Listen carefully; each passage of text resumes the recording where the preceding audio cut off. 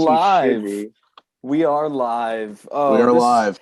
this is Wednesday. It is 6 to 7 as we usually do. It's a little bit different than what we usually do, and maybe we'll continue to do this in the future because it seems pretty good. However, I attempted to go into the UConn studios. For those of you that don't know, UConn pushed their opening back about 2 weeks, so we technically cannot get into the studio for 2 weeks. But I tried. I tried to go in. I talked to the main man Jay-Z, who fixes the whole studio, and then Jason. They both told me that it would be a sin if they allowed me to do an in-person show there by myself. So I agreed, and I said, okay. We whipped this up real quick. Hopefully it works out. We'll see. I'm not going to do the whole open because unfortunately you can't hear Evil Woman. Maybe I'll edit it in on the backside. Oh, Eric is gone for the moment. Hopefully he's still on the other side. But we have so much football to talk about. Luigi and Zach, what's going on, baby? How we doing, Matthew? Great to be with you on a Wednesday evening. It feels like we're almost in the same place right now. Just almost. Zach?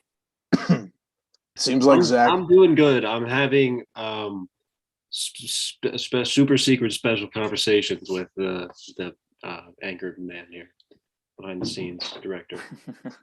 Okay, sounds good. All right, you handle that. We'll handle the football talk. But there is a lot of football to talk about. So we just got through. We actually missed. What did we missed week 18, right? We did, yes. So we missed week 18. We missed the Super Wild Card weekend, which was the first Super Wild Card weekend that we've ever had in the NFL. What was it? Seven games? No, six games altogether, but spread out over 3 days. 2 games on Saturday, 3 games on Sunday, and then 1 on Monday night. So we'll just rip through them as we always do in review. The Bengals were the first game on Saturday at 4:30 Eastern time. They beat the Raiders 26-19. GM of 3 years, Mike Mayock, was recently fired following that game. Although I think the Raiders, for what they had to deal with this season, for making it to that spot, and then both teams, I think the Raiders, 19 years where they hadn't made the playoffs, and then the Bengals were 31. I think they did. I think they fared pretty well for what we thought they were going to do. Yeah, it was 19 years since they had won a playoff game and 31 for the Bengals. The Bengals obviously snapped that 31-year streak without a playoff win, which is really nice. And Joe Shiesty was able to show up on a Saturday, and ball out for the Bengals. But for Mike Mayock to be fired, I think is a little bit ridiculous. What he was able to still put together with this team and this roster that was kind of in shambles after losing a head coach, number one receiver, and a top corner on their roster, for them to be able to put Rich Biazica at the helm and not worry about anything and kind of make the playoffs there at the end of the season is pretty impressive. And 3 years, the NFL is getting to that point nowadays where we're kind of seeing it where it's kind of you don't work out real quick, you're gone real quick. Mm-hmm. And this was obviously a great example of it. Yeah, it definitely seems like a new trend that we're seeing. You have a very short window in the front office to make things happen. Yes, you do. And I think I sent it in the chat. It was a tweet specifically about the Giants when they decided to fire Joe Judge. And somebody had tweeted saying that, looking back into history of the NFL, this probably isn't really that fair with the social media mob kind of pushing what NFL franchises, and it's across all sports. It's not just the NFL, but specifically it's a higher magnitude in the NFL where you see social media pushing these guys out. And he said, Bill Parcells was, I think, 2-14 in his first season with the Giants. And then he named a couple other coaches that did not do well either in their first couple years at the helm of their organizations, but then went on to be Hall of Fame coaches. So it was just interesting to see how he said that none of those coaches back then would have survived at all. They wouldn't have been given a chance. Social media would have pushed them right out, but they are Hall of Fame head coaches. So obviously down the line, we can see whether or not, but I don't know. What are your thoughts on that? Like, I don't know how we can't avoid it at this point. And even as fans, we want to get things done on our end, and that's the best way to do it because it's directly to the franchise.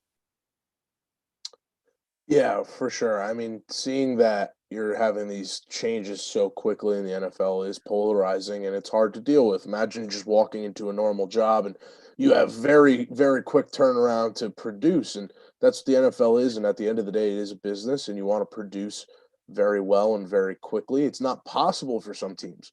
So obviously, the Lions saw that it was not possible for them to have a very productive season. Dan Campbell came in, did all the right things, and proved that he should stick around at least another year. And Joe Judge tried to do that 2 years back now, or at this point, or a year ago at this point. And now, after 2 years at the helm, it was just not his time. And he didn't say the right things, in my opinion, this past year, or do the right things at all to keep his job.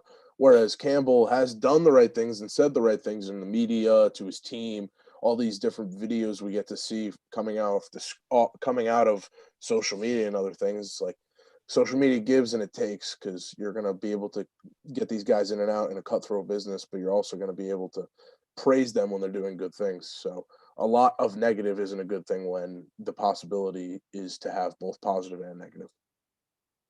Very true, very true. And we'll see how it continues, assuming that the head coaching firings are done. So those who have been fired, and then those who will get hired, we'll see in the coming weeks.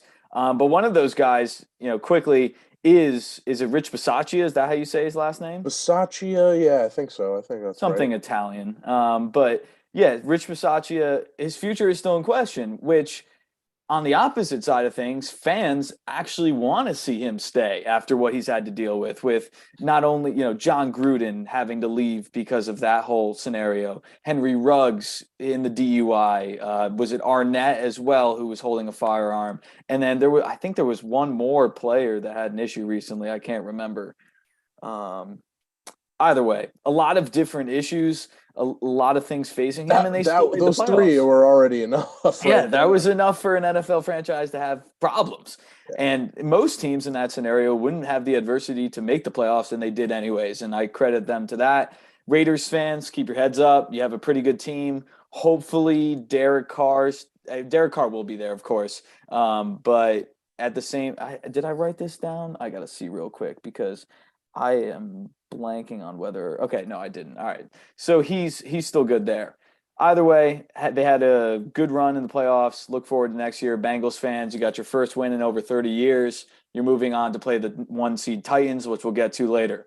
Next game, Saturday night, Bills, Patriots. Very hyped up about. Of course, it was the third match of the year. Patriots had won the first one by a close margin in Buffalo. Then the Bills had come down to New England, beat them pretty handedly the second time. And then, oh my God, the Bills slaughter the Patriots 47-17. It was the first ever perfect offensive game in NFL history. And if you're wondering what perfect means, it means no punts, no interceptions, no fumbles, no field goals, all touchdowns. Yeah, incredible. Seven straight touchdowns on 7 straight drives, and then the 8th drive was victory formation. That's how you do it. You can't be beat if you're scoring every time you're touching the ball. It's simply impossible.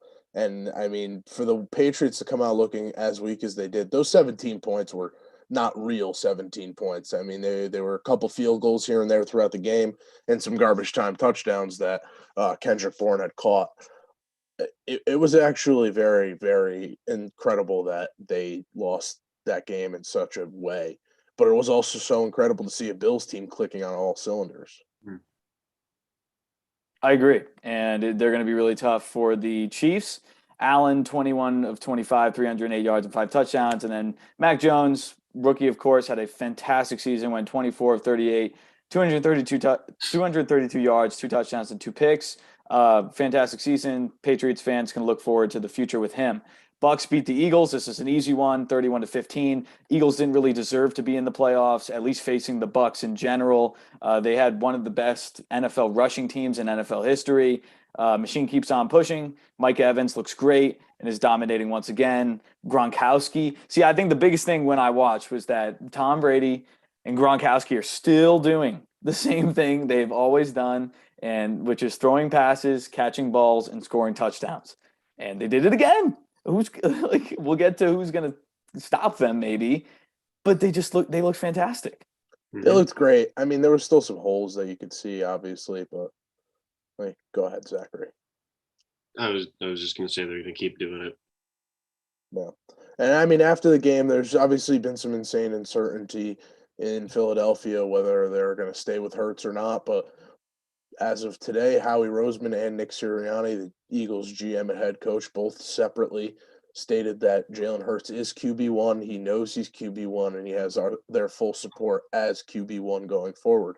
So I think that right there eliminates any questions, if there were any, of who was going to step into that role next year or if they were going to do something about it during the draft. And now it leaves them in a really easy spot where they have 3 picks all in the back end of the first round. They don't need to go after a quarterback whatsoever. They have 3 spots to improve their depth and improve their team. So they're in a great spot as a young team with young players in the right positions. I agree. We do have some questions in the chat. So we'll go to Chris Lang from Philly. Who is under the most pressure this week, player or coach? Interesting question, Mr. Lang. That is a great question. And I think it's truly the players still have an insane amount of pressure on them. But once you get in the playoffs, the more pressure is now put on your coaching staff to perfectly execute a game plan because you're going to expect all of these players on the field to be playing their best football. This is what they're doing in this time of the year and what they'll be doing in the playoffs. But coaches need to step up. Coaches have to be in that film room, in and out, watching all the film they've seen of these teams over the past few weeks and really figuring out where their strengths and weaknesses are and how to create a game plan to win games. So coaches are definitely under more pressure, in my opinion. Any opinions there, Zach? Is he asking specific? Yeah, I think he's asking in general and specific if you have any in mind. If I had to pick a specific person, just because of all the attention that he's brought to himself, all the theatrics, and as well as trying to secure a second Super Bowl win, I would probably say Aaron Rodgers has the most pressure on him right now. He's made a lot of demands of his franchise, of his coach, of his ownership, of his teammates, and he hasn't really allowed many demands to be made of him. And so they've had theatrics, whether or not he's going to stay or leave, theatrics with making those demands. And he has the legacy. He's probably going to win MVP twice in a row, but you can't argue against 2 Super Bowl wins. So for him, it's about winning the Super Bowl, of course, and that's what is going to factor in whether he stays in Green Bay or not. For me specifically, in terms of who has the most pressure, I think it's in terms of coach, probably Sean McVay. I mean, out of anyone, with the moves that they made in the offseason, with the many moves that they made during the season, and where they are at now, they played a great game against the Cardinals, but we know that the Cardinals kind of died out towards the end of the season. And Cliff Kingsbury is apparently the king of that. He should be Cliff Kings losing at the end of the season. We should change his name to that. But I think they have the most pressure, and obviously they're going against the Bucks, who are the Bucks, and they did beat them earlier in the year, which was an important to factor in now. But it's hard to beat a team twice, especially in the NFC. And I think they have the most pressure. What'd you say? I said, especially with Tom Brady being on that opposing team. Especially with Tom Brady. All right, so my family is currently chiming in. Let's see what they are saying. Aunt Carolyn says, John, he quoted my dad or added my dad and said, "Is that your head behind Matthew?" No, it is not. And so they did beat them earlier in the year. This is the great Dan Hurley, actually. This is the great Lawrence Taylor. I have a great coach, and I have a great player behind me. All right, let's go to more of the live chat questions. Hey, Cliff, you could never wear a hat like this. Oh, you saw Cliff's? You saw Cliff's? I see you there. You have any words for Cliff? There's no lettuce, Cliff. I mean, there's no lettuce. No lettuce to show? Mm-mm. No, there's not much lettuce to show under that apparently disgusting hat for Cliff. You know what it says, Cliff? It says, make the first move. That's a mindset. That's why I wear it on my head. Do you think Cliff shows that same mindset when he wakes up every day? No, I don't. You know why? Because he's a Jets fan. Ooh. You know they did beat your threshold, though.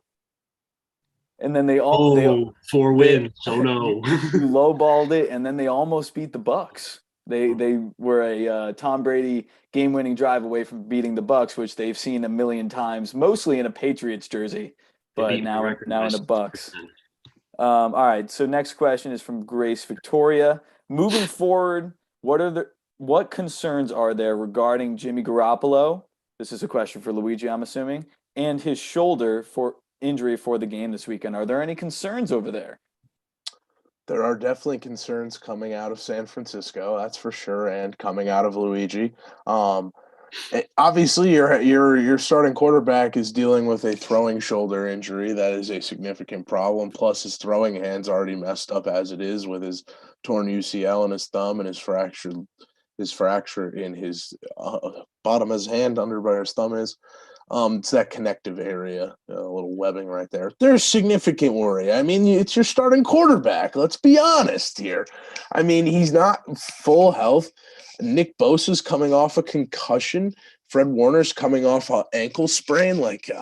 Those are three guys that have huge impacts. You have your quarterback, your offense, and your quarterback, your defense, and your number one pass rusher.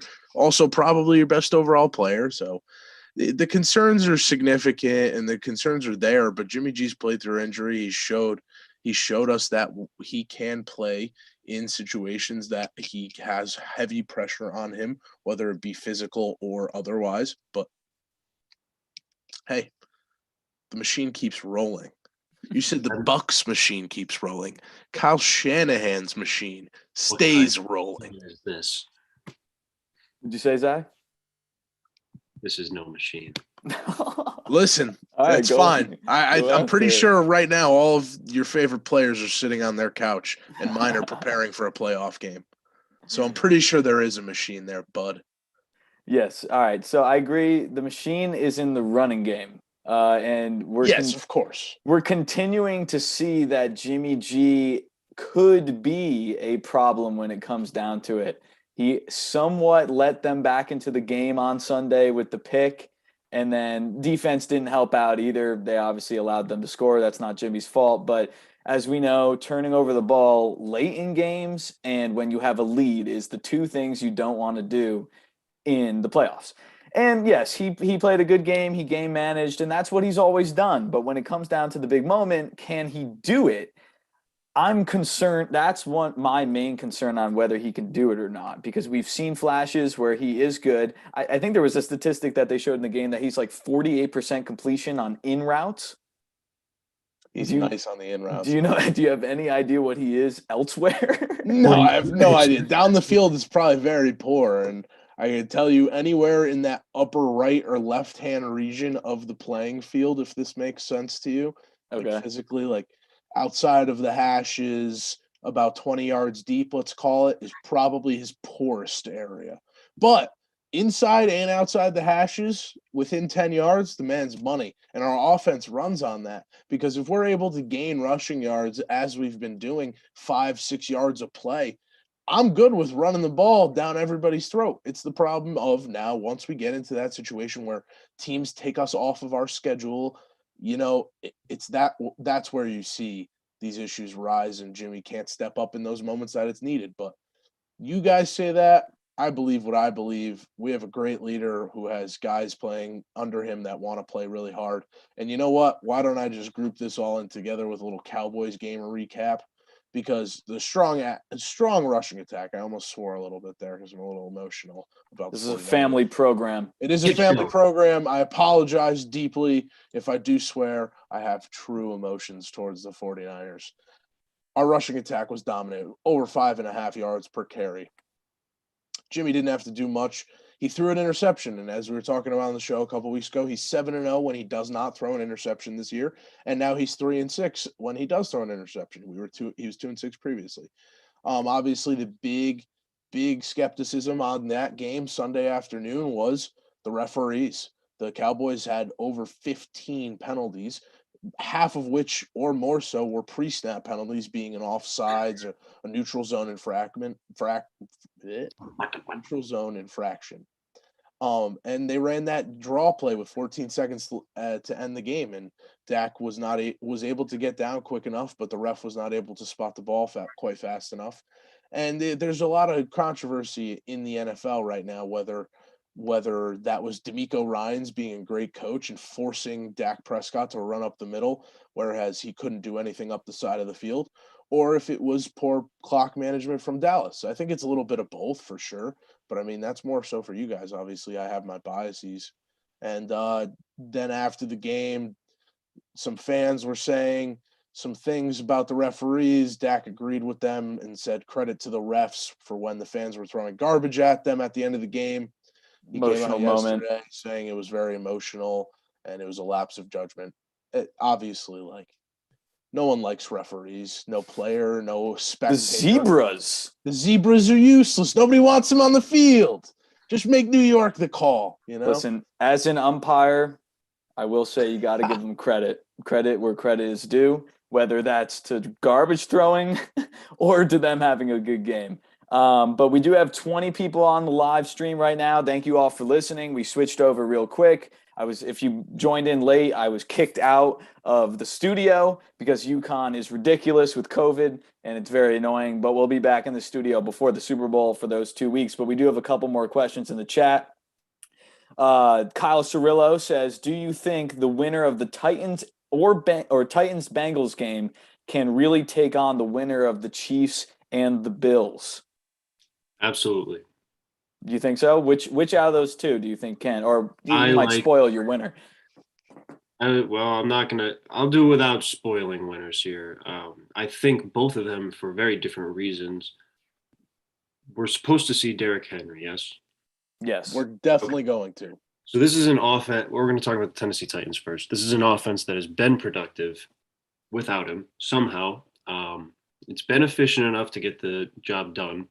Let's not forget what the receiving core is, and the defense we've been talking about all year. This has really been the standout, impressive part of that team. I wasn't really expecting it, to be honest with you.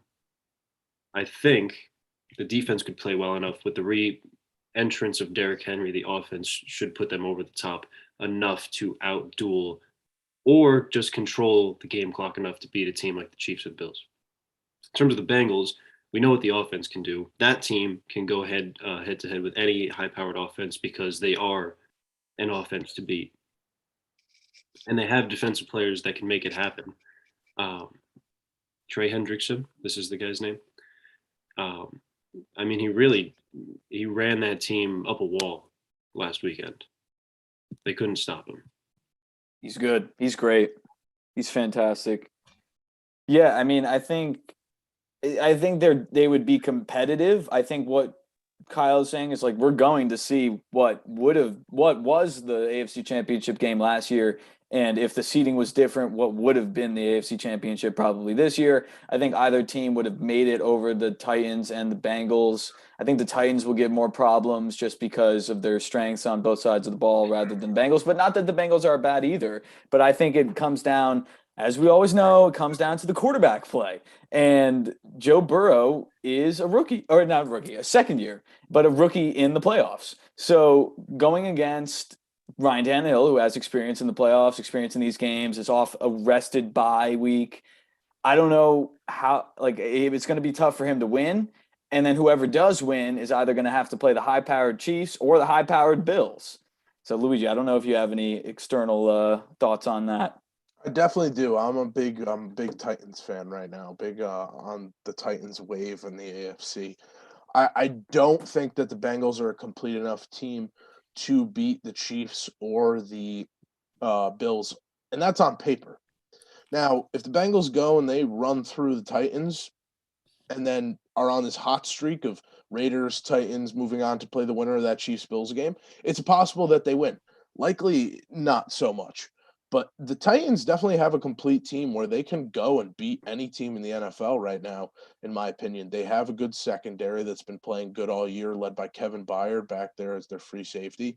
They have a pretty decent linebacking core led by Rashad Evans and some other Alabama guys down there. And then their D-line led by Jeffrey Simmons from Mississippi State, great defensive player, and he's been stuffing holes all year long and just clogging up the D-line and making it hard for the offensive line to get through. And on the other side of the ball, you obviously have this high-power rushing attack who can pretty much get anybody to be a 100-yard rusher, and then they have Derrick Henry, who could go run for 250 yards given the opportunity. And obviously, like Zach had mentioned before, they have Julio and they have A.J. Brown, so their play-action game can get going. I truly think that the Titans are a threat, and I don't know if they are necessarily the team to beat after we just saw 2 dominant wins by the Chiefs and the Bills, but I do think that they have great chances of going in and beating a team on an off night or maybe even just beating them outright. I mean, Derrick Henry could do some things that that Bills team and that Chiefs team will not be able to handle. No team in the NFL is able to handle it, and the Chiefs especially. So I think you have still 3 teams that are serious contenders to come out of the AFC as champions.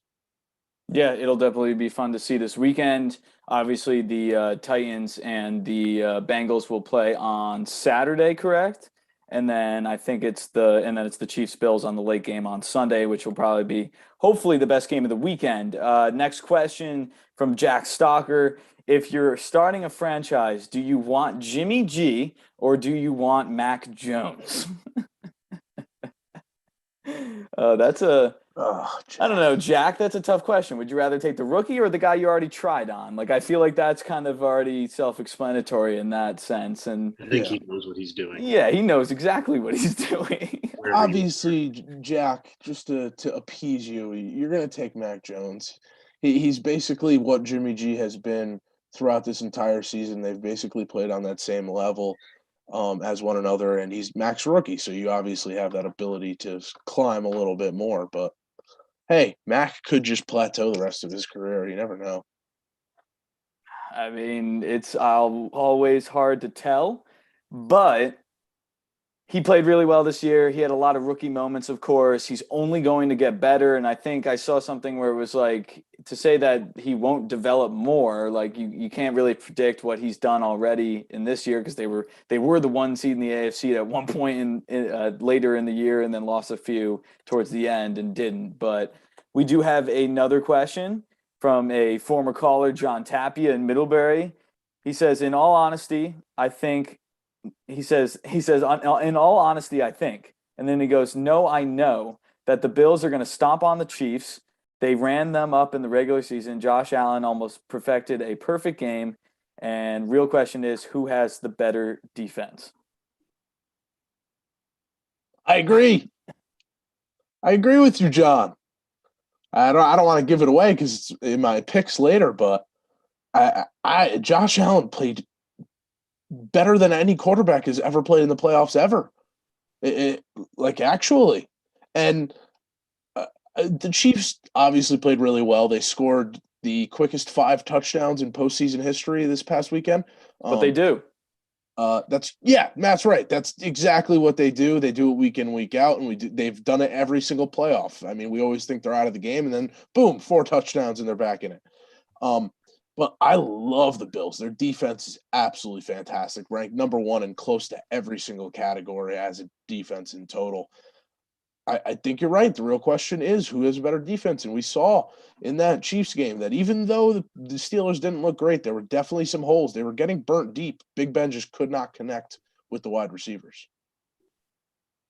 Yeah, no, I think it's crazy. Like, cause I was watching, and then they run that play where they do the zone read right, and then they cut like a blocker across, and then someone does a little bubble underneath the line, and you shovel, and it's like a 3-yard play right into the end zone. They did it twice, and I think one was definitely with Tyreek Hill, and then I forget who the other one was with. Jarek McKinnon scored a touchdown. McKinnon. I was thinking number 1, and I couldn't remember who it was because that was another thing this year. The numbers are very confusing because we don't know who's playing what. Numbers, you can be any number you want other than the lineman, of course. But yeah, they're incredible. They play really fast, but I think the Bills might play faster, and they play at a much better, maybe not much better, but a great tempo, and then they bust out a 50-yard play, and they're in the end zone. Yeah. So I think it's going to be very challenging for both teams to kind of figure out. I was texting Lang earlier today, and he goes, what scheme do the Chiefs run to stop the Bills? Like, do they go mostly zone? Do they stick to man within, the 50, their own 50? Like, how does Steve Spagnuolo prepare? Any insights? The number one thing is probably sitting Nick Bolton on Josh Allen the entirety of the game, having a spy. If you're going to run man coverage, you're definitely going to want to spy this team, and you're definitely going to want to spy Josh Allen specifically. It's the best way to go about it. He could break off and run for 30 yards and run over 4 different dudes. And Nick Bolton might not be even enough to stop him, but at least with a spy on him, he'll probably keep contained, and Josh Allen won't be able to break off those runs. I think that's the first place you start. And then in terms of everything else, I say zone. You run a zone when you're within your 25-yard line or within your red zone, but everywhere else you kind of want to run a man coverage just because that's the strength of the defense out there in Kansas City. I would have to agree. We have a question coming in from Lenny Love. Is Dan Quinn going to coach the New York Football Giants? And he also says, "Go Pompey Panthers." I believe he sees your North Haven football poster in the background.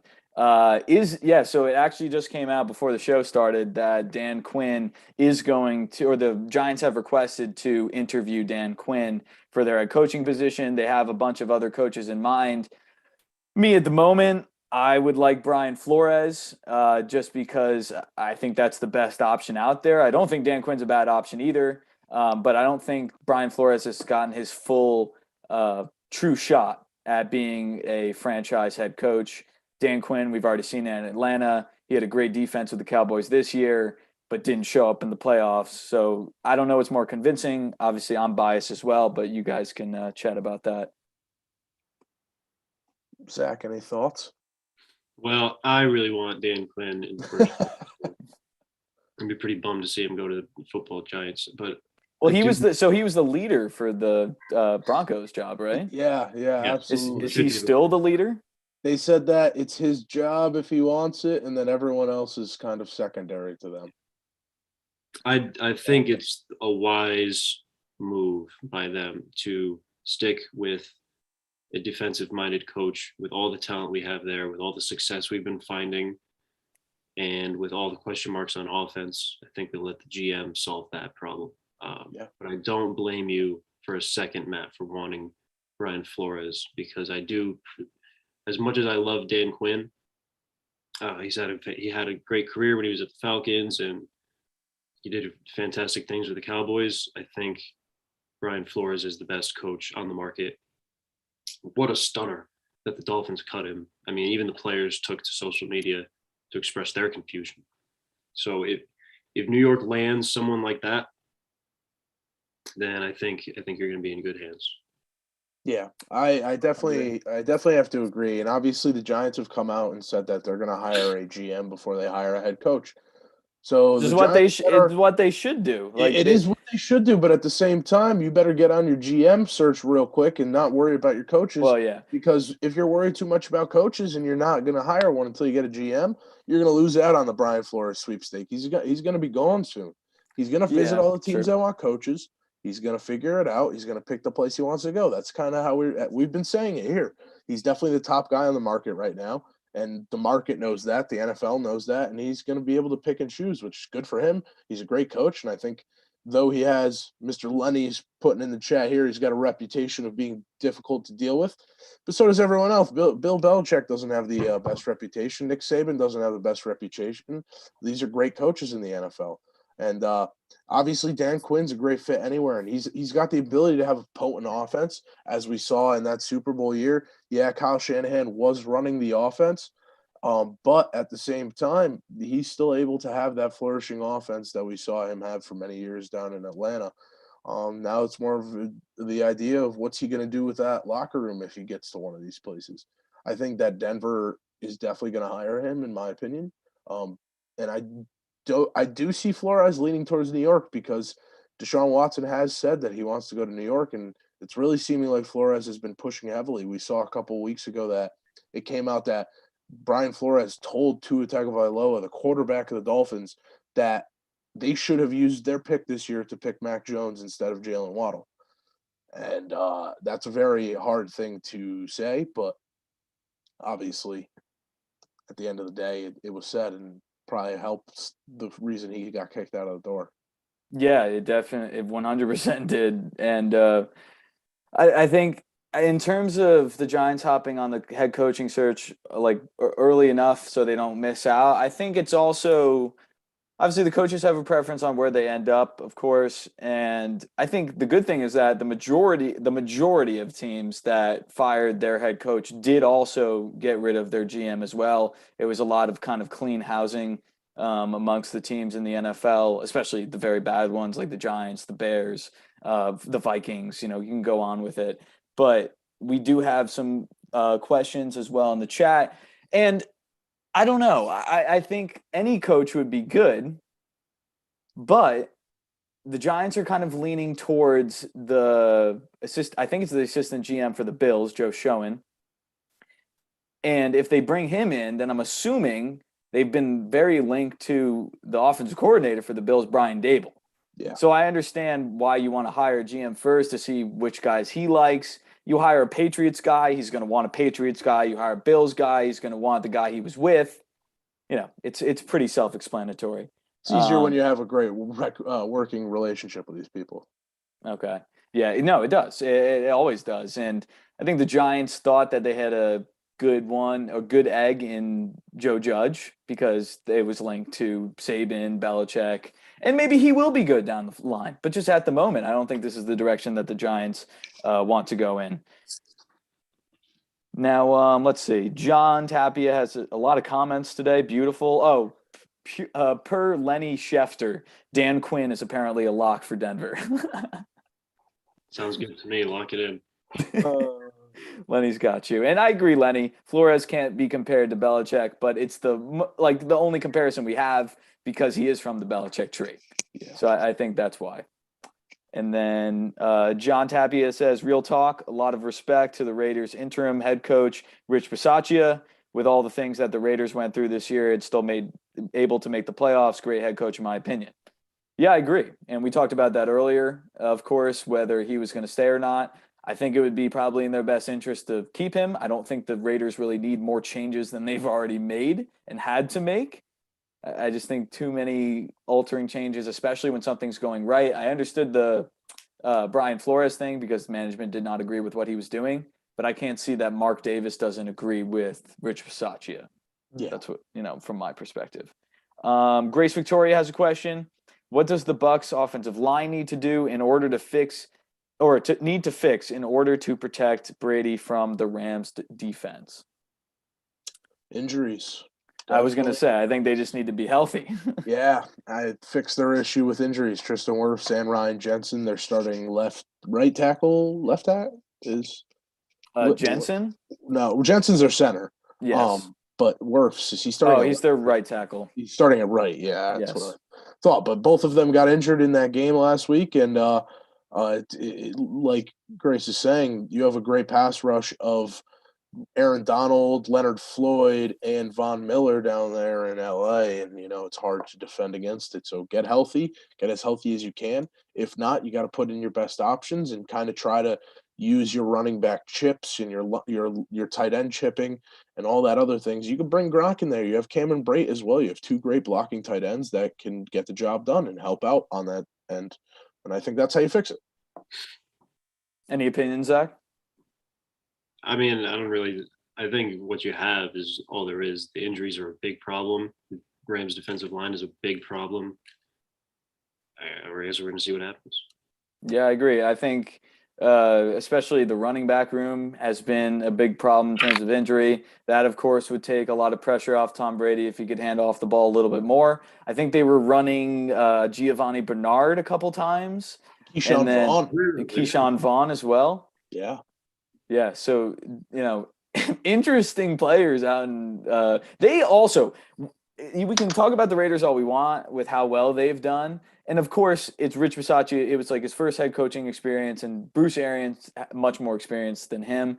But they've dealt with their fair share of issues, obviously the Antonio Brown being the biggest thing, but they've had so many injuries, and Tom Brady just continues to figure out a way to win. We'll talk about the Rams-Bucks game in a little bit more at length. But just kind of to round out on the Giants, they have 3 current finalists. They may add some for the GM position. All 3 of these guys they've interviewed now twice. Bills executive Joe Schoen is apparently the front runner. Could pull Bills offensive coordinator Brian Dable with him, as we said. Chiefs director of player personnel Ryan Poles, and then San Francisco assistant GM Adam Peters. Luigi, I don't know if you know. We haven't talked about this yet, but do you know anything about him? About Adam Peters? No, I don't. I got to be honest with you, I don't. Okay, well, all 3 are from successful teams as of recent, so Yes, you can't really go wrong with many of those. Seems like the head coaching search, as we mentioned, is on the back burner for now until they hire a GM. And then the anonymous report circling that Texans QB Deshaun Watson would have very strong interest in a trade to the Giants if Brian Flores was the coach. Now, I think every Giants fan would love to have Deshaun Watson as their franchise quarterback, but what do we have to give up to get him is the number one issue for me. And what are we losing out on, of course, because those 2 first-round picks could go, as of now, to a offensive tackle and a pass rusher. And if you give them up for just a quarterback, it's the same situation where you just have a faster quarterback. He's more mobile, he's more athletic, better arm, but does it fix all the issues, underlying with the offensive line and such? Right. I'm not sure if I can fully believe in that. But what's the point of having this guy if you can't protect him? That's what I'm saying. And we haven't been able to protect Daniel Jones at all, or any quarterback that we put in the back and obviously, or behind the center. Yeah. And obviously, Deshaun Watson, going from Daniel Jones to Deshaun Watson is a massive upgrade. It's significant. It's very significant. You're also giving Deshaun Watson a great receiving core that I can't even say great because of how poorly they've been playing. But it's a group that's shown that they could do well in the NFL when given the right opportunity. Kenny Golladay, who had Stafford for a while, played really well. He had some of the most receiving touchdowns of any player over the past couple of years since he's entered the league. Darius Slayton, obviously a great threat. Sterling Shepard showed his worth this year. And also you have your rookie that you just invested in with Kadarius Toney. It's definitely a quarterback situation you want to walk into where you have these weapons and these different types of receivers as well. Not everyone's the same, but at the same time, it is a significant difference. Bringing in, so we're obviously making this assumption that Deshaun Watson clears all of his legalities and all that legal stuff. Assuming he does, and all of this somehow melts away, which truly I don't see happening. You're assuming that he comes in, and you got to know that he's going to make your team better. I don't know how many more games he will win you, but he will win you more games, because if he was on that Texans roster, they would have at least 3 more wins right there. Of course. That. And so that turns you from a team that's struggling at the bottom to a team that could possibly making a playoff push. And obviously you're in a weak division, so you have the perfect opportunity to go do it.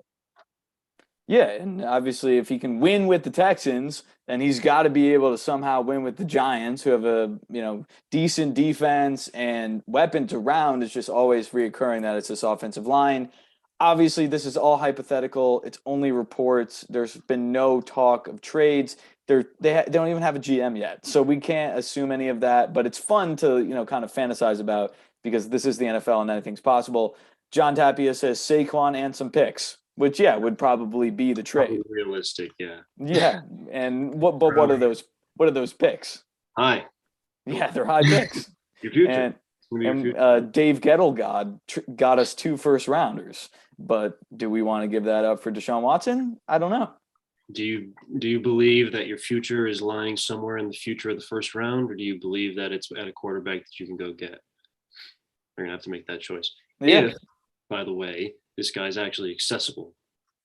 Yes. And he wouldn't commit all the heinous things. we don't know anything about that. Yeah. No, we don't. It's probably disappearing under the rug, like every other scandal happens. Money, it makes it all go away. Sadly, our system is baloney, and everybody wants money here. Deshaun Watson has a lot of it, and he has plenty of people he needs to take care of in these situations.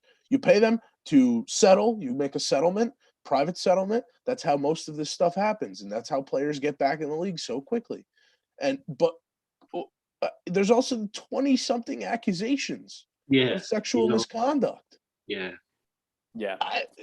He probably should not escape this, but if he does, probably really should not. Oh well. Well, Yeah. Nick Caserio, their GM, is now apparently open to trading the 3rd overall pick that we have, and says more likely than not he will not be a Texan next year. This could go into the summer like anything else, and I don't know. We're going to find out down the line because free agency doesn't even open up till March 16th anyways. Yeah. So let's see. Cole Hermson. This could be a dig question, could not. We'll find out on the reaction. Do you think San Fran has any chance to cover the +6 against the Packers? I would think this was a real question if he didn't put the any chance in there. If it was any other verbiage, Cole, I would have believed that you weren't trying to just prank me specifically. And we know he's a Packers fan. Yeah, of course. And, I'd like to see, any Packers fans in the chat, if you have any opinions on what you think the Packers will do, how far they're going to get with the future of Aaron Rodgers, toss him in. We'll discuss about him or any more questions. But Cole, yeah, realistically, they could cover the +6, right? They only beat them by 2 points in the regular season. So that's covering it right there. Packers are a heavy favorite because they're the best team in the NFC. They are off the bye as well. Didn't have to play last week. We're assuming that Aaron Rodgers is much healthier with the foot injury than he was a couple weeks ago. We haven't really heard anything about that. I mean, we kept hearing. Oh. Oh, Lord. Can you hear me, Zach? Oh, yeah. Oh. Oh, no. That's not good. It's wonderful weather we're having.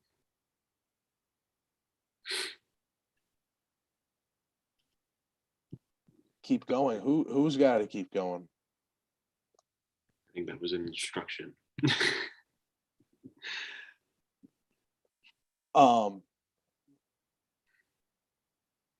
Hi, welcome back. Good? We're good. All right, there we go. I was booted, unfortunately. Let's see. Yeah, John says at least one of the first round picks. Yeah, that's at least one of them would probably have to go for Deshaun Watson. But were you guys discussing about the Packers 49ers No, while I was away? We were waiting for you to come back. Oh, okay. We thought we lost the connection, not you. Okay. All right, McGTV has a comment. Let's see. He says, "Is that Aunt Carolyn and Nicole with no hair and glasses behind you?" I've already addressed this. It's Dan Hurley. He's the head coach of the Yukon Huskies. If you don't know him, he's a bald dude that's crazy with glasses. That's really all that's to it. No, it is not my father. No, it is not my cousin. No, it is not my aunt. Okay. That's all right. Yeah, we are. All right, so we're back. All right. Future news, quickly. Bruce Arians fined $50,000 for hitting Andrew Adams in the helmet during Sunday's game. He will appeal the fine. He's wearing a helmet. Of course he's going to appeal. Fine. His hand was in more danger than the guy's head. As long as he's riding a bike with a helmet, he's all good. Yeah, no, that was just, I don't know. I don't think he really meant anything malicious about it, but the NFL doesn't like seeing that in a friendly family environment. Yeah. All right, next up, Russell Wilson will explore all options this offseason. That's also someone who hasn't really often as of recent in the moves in the offseason, but he said that retirement is in the question, but I doubt it. He said that leaving is very in the question. I couldn't really put a percentage on that at the moment, but I think there's a high possibility that if Pete Carroll is done, then he leaves as well. Yeah, there definitely is a shot. He obviously loves Pete Carroll and loves playing for him. But it's not really logical to leave unless you're going to another team that has good pieces around it. I mean, your team is old and aging, but you still have young pieces on your offense that are helping you, like Lockett and obviously DK. But you're not really going to go to a team that's got Lockett and DK. You're not. It's not really a possibility. Most of those teams either. What? Well, yes, he could. Where? Your team does not have Lockett and DK. He's going to go a mile high. No.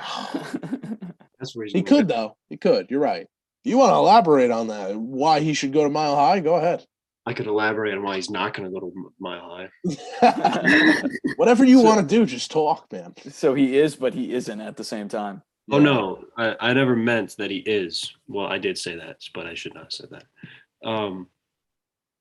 We're going to target Aaron Rodgers. We're going to target the heck out of him. Everything we've got, we're going to throw at this guy. And Russell Wilson is going to know that, obviously. And he's not going to want to be a number 2 guy. If he feels like our program sees him as the second best option, which he clearly does not see himself as. I've never talked to the guy about it, but I bet that's how he feels. He's not going to want to play for us. He's going to feel like we don't believe in him. I don't think we're going to get Rodgers either. I think we're going to be playing Drew Lock next year because we're going to mismanage this situation. But in a dream reality, Russell Wilson comes to Denver. I saw a mock draft today that you would take Sam Howell. That's a bad idea. In the first round. At 11 or 9? Yes, the same where we were getting the Fields last year. We thought they were going to take a quarterback. They didn't. They stuck it out with, the mediocre quarterbacks of Drew Lock. Teddy was good, but he's not going to win you a Super Bowl. So I think, getting Aaron Rodgers is your number 1 option at the moment, right? Mm-hmm. Having a similar-esque kind of situation to Peyton Manning when he came there and played like the end of his career out. I know you guys don't love it, but I think personally that the talent on the Broncos is very attractive. No, I think it is if they had a good quarterback. Yeah, I agree. I don't think it's better than a lot of – so this is where your whole monologue – here's my disagreement. I don't think it's better than a lot of teams, but I think it's good for an available option at the current state and time. Your defense is good. Mm-hmm. Your offense needs a quarterback, and your scheme on both sides of the ball needs significant help. But, did we fire Pat Shurmur yet? Does anybody know? No, keep him. He's the man. That's my number 1 thing. What, getting rid of Pat Shurmur? Oh, my God, yeah. Okay. So are you guys becoming the organization that takes elite quarterbacks at the end of their career and just uses them for 4 years until they're done? Is that what's happening now? If it gets you wins, why not? Are you good with that, Zach? Are you good with that Fine with becoming that. the organization? Then you'll get Patrick Mahomes at the end of his career. He'll cross over in the AFC West. You know who I really want? I want that guy in Las Vegas. I don't think he's going to come, but Carr? Oh, yeah. I would take that in a hot second. Okay. Yeah, no, I would too. He showed a lot of resilience this season. We talked a lot about the Raiders organization in general, overcoming a lot this year. It all started with him. I think he's the kind of guy who tells his team that believe in yourself, and he's a very talented guy. I would take him in a second. Yeah, and in terms of the future of Derek Carr, it's said that is tied to their next head coach, which makes sense, but also kind of doesn't because they don't have a GM yet either. So I'm assuming both of them would want to be in on that conversation, but we'll see. A couple other quarterbacks are in the question on whether they will stay with their team or not. The Colts are unsure with what they want to do with Carson Wentz. They were disappointed at the way that the season ended. Oh, my God, we didn't even get to talk about that yet. We were not – I don't think we were here for that because we missed Week 18 and the atrocity that was the Colts when they lost to the Jaguars. Oh, my gosh, it was horrible. Yeah, very bad. But and they've said that I think it was either signed Frank Reich Carson or the GM. Wentz. Well, they said you're not getting Tom Brady. At the time, they thought it was a good idea because they did get him for pretty much nothing when they got him for nothing, and they got pretty good production out of him during the season. He didn't throw too many interceptions, which is really the most you could ask out of a quarterback like Carson Wentz. He's not going to throw you 40 touchdowns, especially with that receiving core. But remember when he was in the conversation for MVP? Because he should have been when he was like five years ago. Yeah, whatever that was. That was Nick Foles' year. Mm-hmm. Yeah, it's the year they won the Super Bowl. He would have probably won MVP had he not gotten hurt. Yes, he would have. He would have definitely won MVP. Kirk Cousins, quarterback of the Vikings, his future is uncertain. There are likely trade landing spots are the Broncos, No. the Steelers, and the Panthers. So you're saying no. Why no, Zachary? Why, yes. All right. Kirk Cousins is the weirdest quarterback. He's I think, the most efficient quarterback ever. but he can't finish anything, can No. he? No. When the lights are bright, when it's the 2-minute drill at the end of the game, it doesn't matter. Doesn't matter. So what are you gonna do? I mean, how many times have they had? When was the last time they won the NFC North? Does anybody know that? The Vikings? I'm gonna figure it out. 2012 2012? is my guess. Well, it wasn't the Minneapolis Miracle year, right? No. They've made the playoffs. They just haven't been beating Green Bay. We got to do our picks. 2017. Yes, we will do our 2017? picks in a minute. 2017? Yeah, Mhm. 2017. And that was with Kirk, all right? They have Look it at me. twice. They have it twice since 2010. Okay. 2 times in 11 years.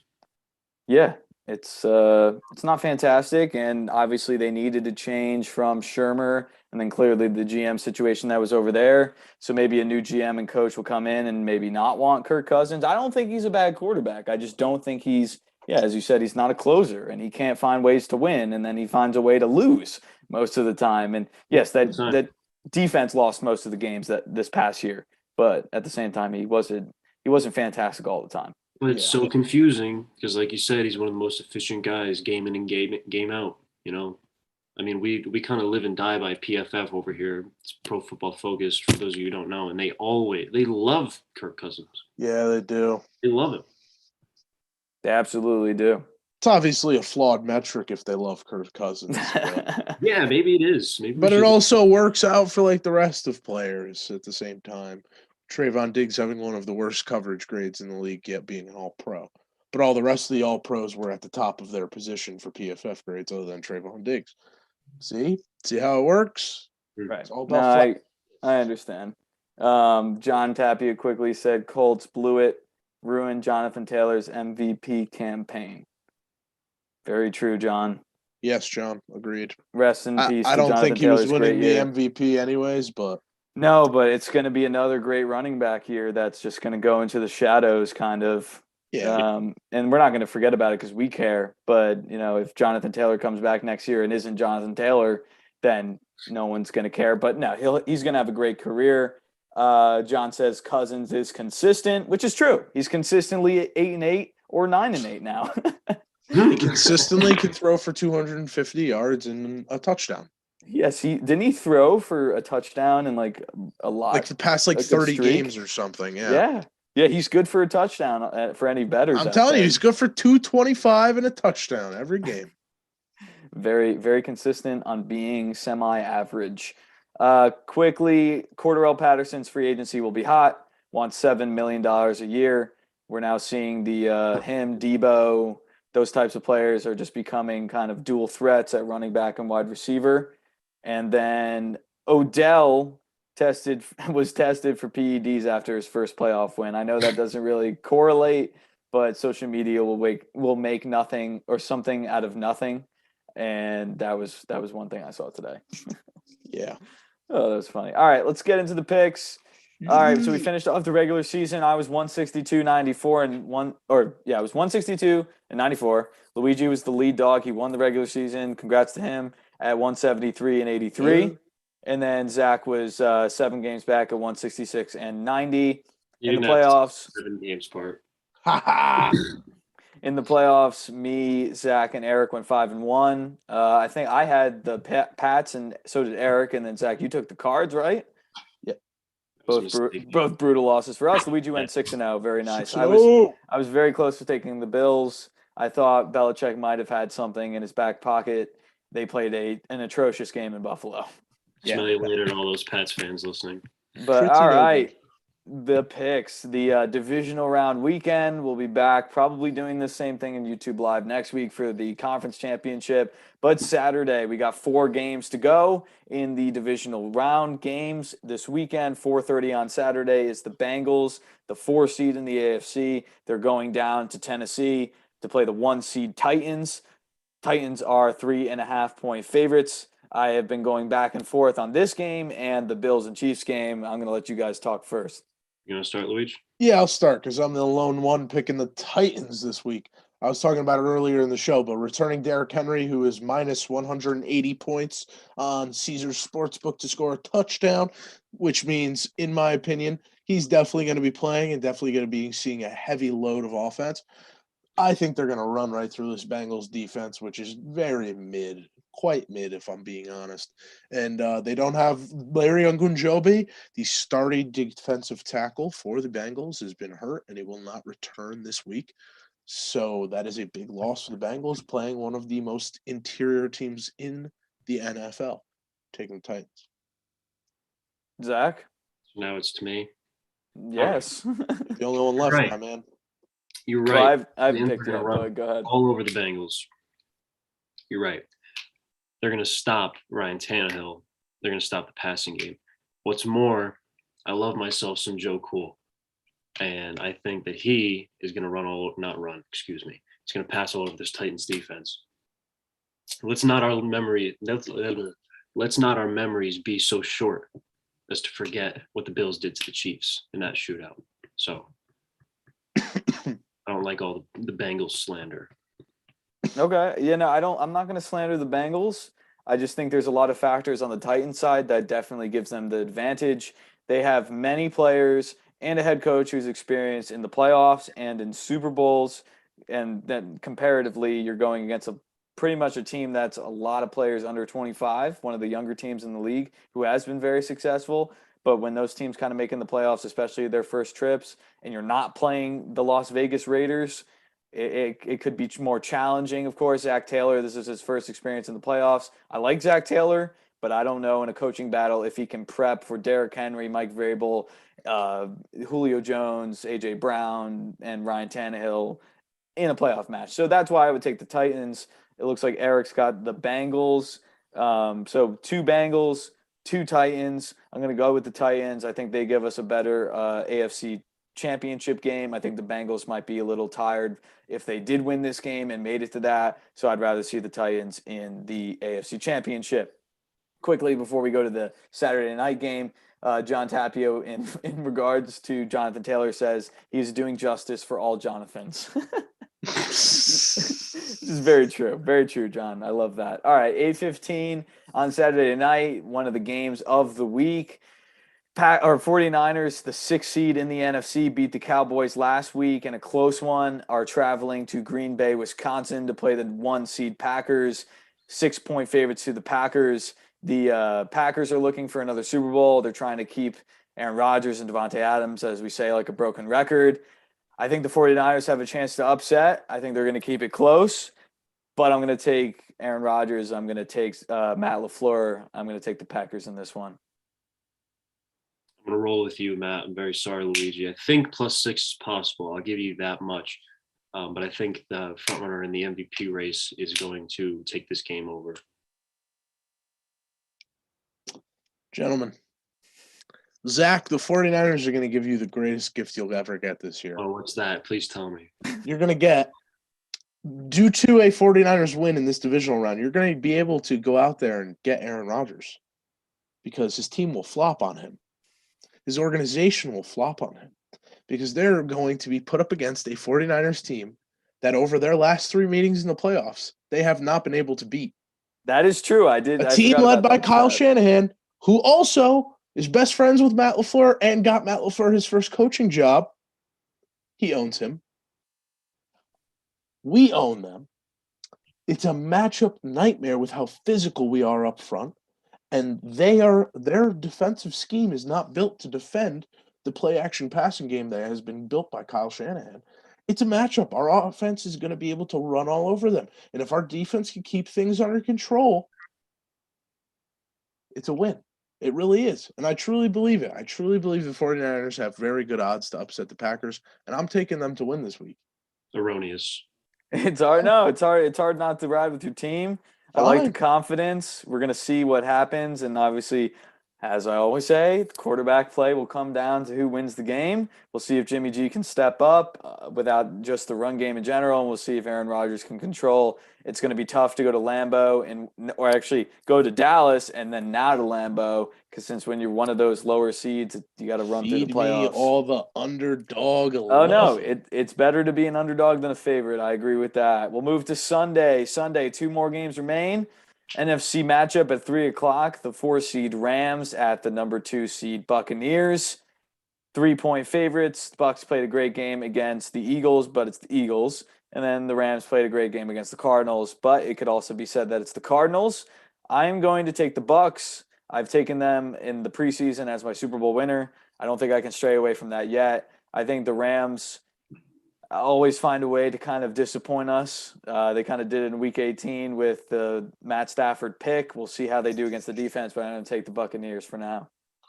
I'm riding with you on the Buccaneers here. I think that Tom Brady's experience, the fact that he is 8 years older than Sean McVay, the head coach of the Rams, plays a significant factor.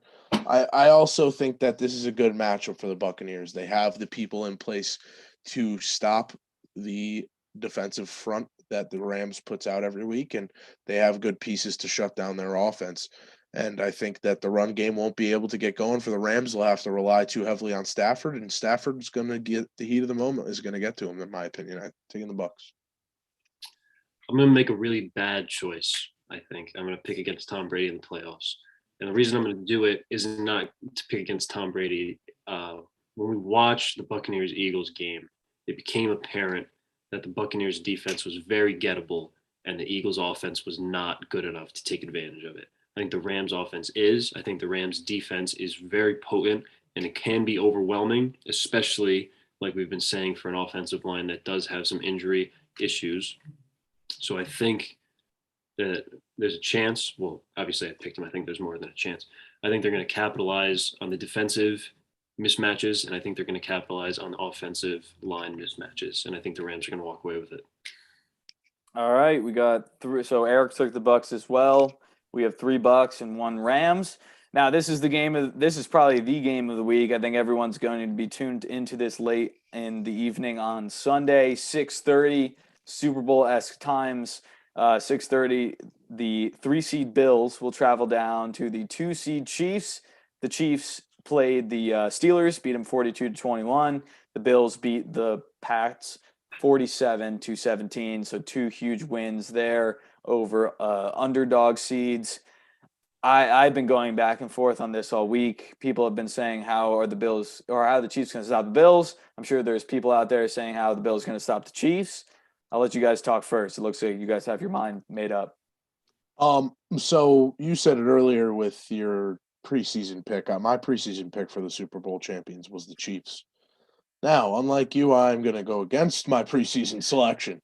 What I saw out of Josh Allen last week is something no NFL team, player, coach, referee has ever seen before. They saw a perfect game played by a quarterback who looked like he had full control of the game in sub-zero temperatures. Now, it's going to be cold in Kansas City, obviously, but it will not be Buffalo cold. It will not be Buffalo windy. It will just be Arrowhead Stadium. It'll be cold. And I think I really ride with Josh Allen on this one. I think he's got it. I think that the Chiefs have a lot of spots where they could be taken advantage of, and I think the Bills have the perfect team to take advantage of them in those spots. I think that if we truly bring it down to the quarterback play, the Bills played a much better team in the Patriots than the Chiefs had played last week in the Steelers, and I think that's very foreshadowing of what's going to happen this weekend. Zach? Yeah, I'm going to ride off of that. I think what we saw this week was one of the more impressive playoff performances that I remember in the past few seasons, and it didn't seem like a fluke. It didn't seem like a performance that we're just going to see one and then it's going to go away. I think the weapons are there. I think the coaching is there. I think the defensive schemes are there, and the talent on defense. I think it's going to be a shootout like when the Chiefs played the Bengals, but I think the Bills are going to walk away with it, maybe by a slim margin. -2 sounds right, but I think in the other direction. All right. Yeah, as I said, I've gone back and forth on this. I think for now, I'll go with the Bills. I usually don't like going for a cross because Eric's got the Bills too. I think it's just hard to not pick the Bills after what they did last week in those cold temperatures. And even if they do go down to Kansas City, it'll probably be warmer than it was in Buffalo. I'm going to keep that temporary for now. We're obviously going to release the picks by this weekend so everyone can see them on social media, on Instagram. Those are the picks all together. I'm going to keep the Bills for now. Honestly, what I hope for this game, I just hope for a good game. Most of these games, I just hope for a good game. I think once we get down to kind of these teams, if you don't actually have a fandom in one of them, you just want to see a good game and a good game play out. You want to see a Super Bowl-esque game, high scoring, or even low scoring. But if it's low scoring, you want to see a battle on defense. And I don't know, in this game specifically, we have battles between the offenses, I would say, more so. So I'd like to see high scoring in that. And I'd like to see a good game in general, because this could have been the AFC Championship game repeat, like last year where Trayvon Diggs was on the field. And I think that also plays into it. Social media is trying to get us revved up because they start posting the pics of Trayvon Diggs watching the Chiefs celebrate and go to the Super Bowl, and, you know, the motivation, and they played so well already in the playoffs. So we'll see what happens. We'll take a couple days even more to think about it, and we'll release the official picks by this weekend. But we appreciate everyone listening to the first ever YouTube live stream for Phire Football Radio. It's been myself, Matt McGrath, Zach Smola, and Luigi Coppola, and then Eric Harkins. Unfortunately, I think too much was going on his computer for him to join us on video as well. Any final thoughts from you? Enjoy football this weekend. You have some of the best football you're going to see played all season, so enjoy it. Zach? Late nights and cheap mics on Spotify. Late nights Late and cheap nights mics. and cheap mics. Go find Let's it. go. Whoever looks like that. Find that on Spotify. Yeah, give him some love. You can find that on Spotify. He gave us Robbie Ludwig, Trey Breezy gave us all the tapes. We'll have to post that maybe on the social media to give Rob a little shout out. And I know he was listening earlier. He was texting in the chat. But anyone who did text in the chat, it's actually been really fun. We obviously love having the live callers, but it has been a tad easier just answering the direct questions from everyone. If you don't have the opportunity to call in, we took you through either your dinner or coming home from work. But we'll be on this live stream most likely again after the conference championship games. But enjoy the conference championship games. Eat everything up, because this is the Elite Eight. Eventually, by next week, we're going to break it down to 4. And then by that weekend, we're going to break it down to 2. And then we're going to have 2 weeks, the pointless Pro Bowl, and we're going to have the Super Bowl. So we'll talk about that in the future. But thank you, everyone, for listening. We'll see you next week. Appreciate you chiming in with us, and hope you have a great rest of your night.